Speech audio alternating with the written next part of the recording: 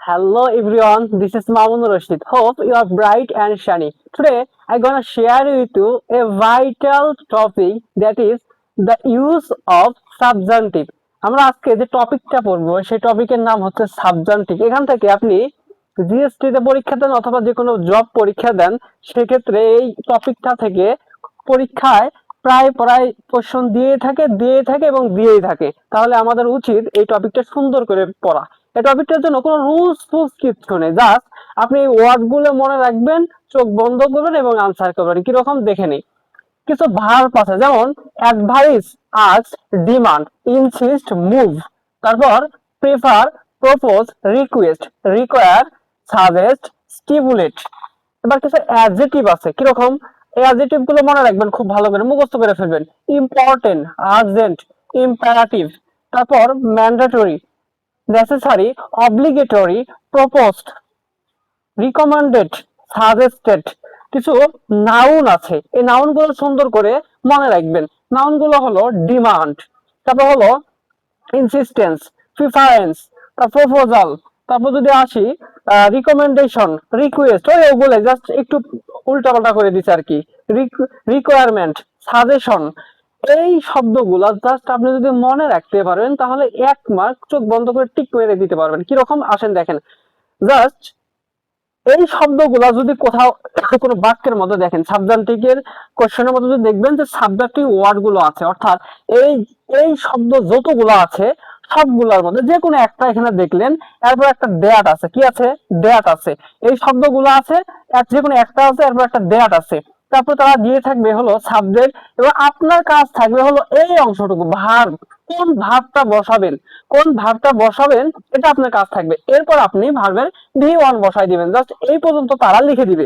তার আগে এখানে একটা তারা বাক্য দিয়ে দিবে, সাবজেক্টের ওয়ার্ড দিবে, দ্যাট দিবে, সাবজেক্ট দিবে।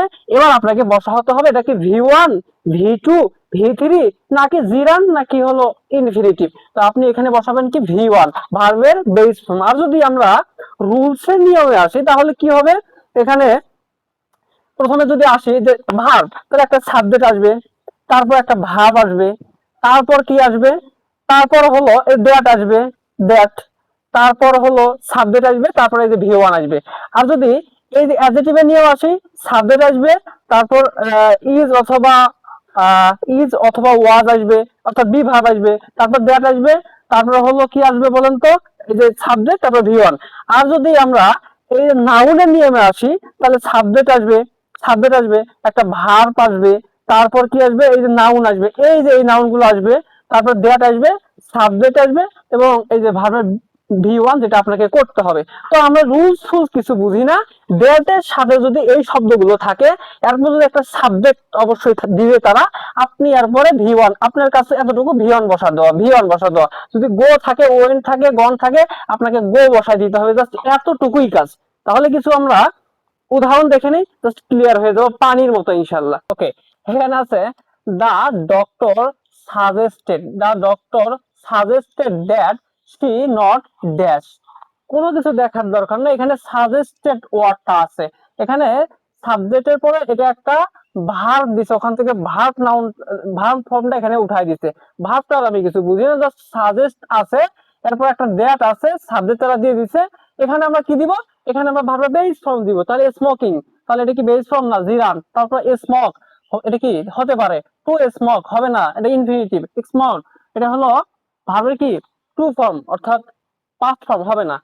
ইট ইজ নেসেসারি, এই নেসেসারি ওয়ার্ডটা হলো, এটা হলো অ্যাডজেক্টিভ। কি বলেন তো, অ্যাডজেক্টিভ। নেসেসারি ওয়ার্ডটা অ্যাডজেক্টিভ। তো আমি অ্যাডজেক্টিভ, নাউন এগুলো কিছু বুঝি না, জাস্ট আমরা ওখানে পড়ছিলাম নেসেসারি শব্দটা দ্যাটের সাথে আছে, বলতে ওই শব্দগুলো দ্যাটের সাথে আছে, এরপরে সাবজেক্ট আছে, এরপর একটা আমাদের ভার্বের বেস ফর্ম নিতে হবে, he dash the meeting.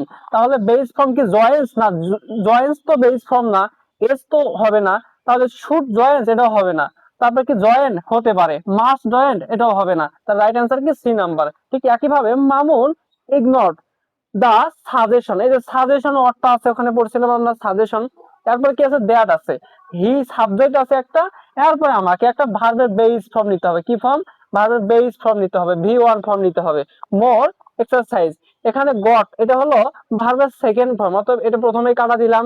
Getting জিরান্ড হবে না, টু গেট ইনফিনিটিভ এটা হবে না, গেট এটা ভার্বের বেস ফর্ম, অতএব এখানে কি হবে গেট। খুবই ইজি না বলো তো ভিডিওটা? যদি ভালো লেগে থাকে তাহলে লাইক কমেন্ট এবং শেয়ার করবেন, এবং সকলের জন্য শুভকামনা রইল। আসসালামু আলাইকুম ওয়া রাহমাতুল্লাহ।